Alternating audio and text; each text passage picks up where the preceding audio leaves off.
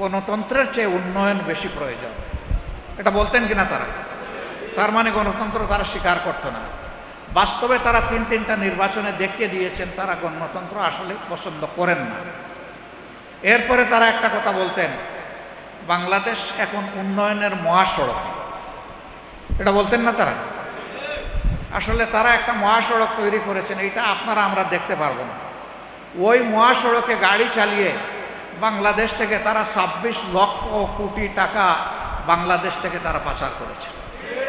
26 লক্ষ কোটি টাকা, যেটা বাংলাদেশের 5টা বার্ষিক বাজেটের সমান।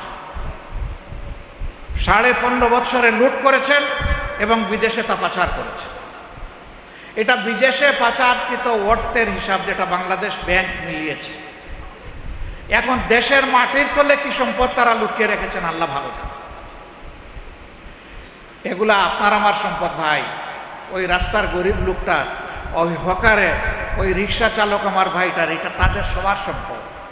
তাদের নামেই উন্নয়ন করতে গিয়ে 1 টাকার কাজের জায়গায় 10 টাকার বিল তারা সংগ্রহ করেছেন। আপনাদের এটাও তো মনে আছে, পাবনার রূপপুরে একটা বালিশ কিনতে গিয়ে 72,000 টাকা খরচ হয়েছিল। আপনাদের মনে আছে না?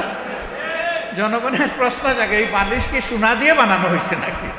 একটা বালিশের মূল্য 72,000, আবার পর্দার মূল্য 4.5 লক্ষ টাকা। এই তো ছিল বাংলাদেশের উন্নয়ন।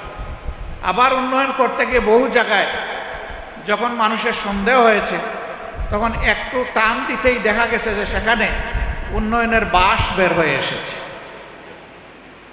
এক বিতর্কে একবার দেখি এক তার্কিক বলতেছে যে এমন উন্নয়ন আমরা উপহার পেয়েছি, আজ যদি কবি বেঁচে থাকতেন তিনি তাহলে তার কবিতা অন্যভাবে বলতেন। বলে সে একটু সময় নীরবতা পালন করেছে। এরপরে বলতেছে, কবিতায় আছে, বাঁশবাগানের মাথার উপর চাঁদ উঠেছে বই, মাগো আমার সুলক বলা কাজলা দিদি কই। কিন্তু যদি কবি বেঁচে থাকতেন আজকে বলতেন, বাঁশবাগানের মাথার উপর চাঁদ উঠেছে ওই, চাঁদের জায়গায় চাঁদ তো আছে, বাঁশগুলো সব কই।